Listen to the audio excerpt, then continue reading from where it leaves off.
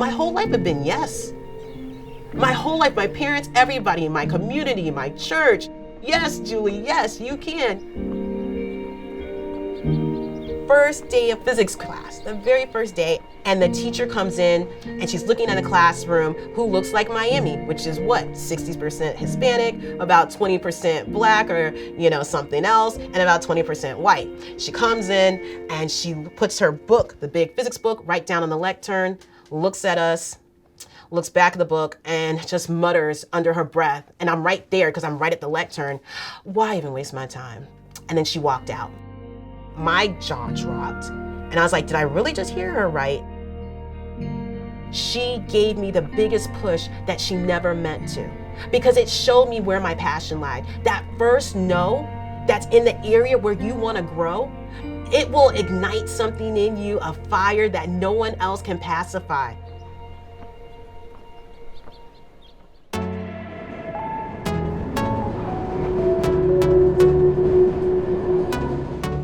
Welcome to MD Anderson Cancer Center. It's a behemoth. This happens to be the largest medical center in the entire world. You're in the Pickens building. What we have here is the world's top and premier cancer center. That's what you're in right now. This is where you have the faculty, about 1,300 strong of us out of 22,000 employees that try to make cancer history every single day. So I was the first African-American and African-American woman to have graduated from University of California, Los Angeles with a biomedical physics PhD. When I asked them during the interview, like, have there been any other Black graduates from your program? It's like, well, we had one guy and he came in and I think his name was Quiet and he just didn't finish. So it sort of scared me. And then I thought, no, I'm just gonna be your first. And so after about 2 years there, I decided to do a clinical residency. MD Anderson actually had a program for medical physicists, and they were one of the first groups that I reached out to. They chose me, and I chose them. And were you a first here as well then? Oh, yes, and so that wasn't even a question. I stopped asking at that point.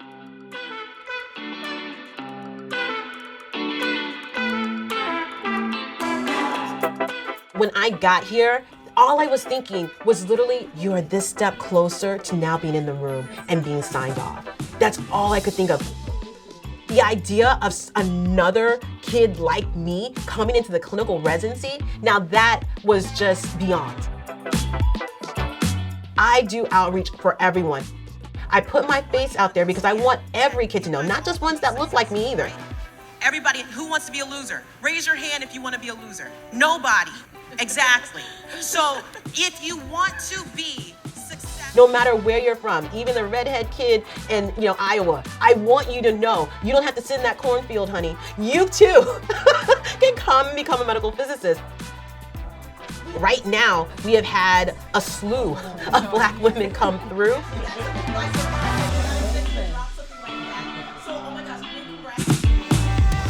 This is happening before I thought when it would. Although 5 is not a crazy number, at the end of the day, for a field that had none, this is incredible. I want you to understand that heterogeneity, that diversity truly is our strength. And when we come in with our different viewpoints, our own biases even, it allows for us to say, well, this is how I would have solved it. That's how we improve our routine, our process, and that end product. I am so grateful for those well-placed no's in my life. Ever since then, I've made sure never to be the gargoyle at the gate of opportunity for a trainee. I will always be a gate opener. Let's make sure that we are causing open gates and not pushing people aside that we think don't fit. Just having seen the kids that I get to teach in my classrooms, it has shown me that it was so worth getting every single no so that they don't have the same no's that I went through.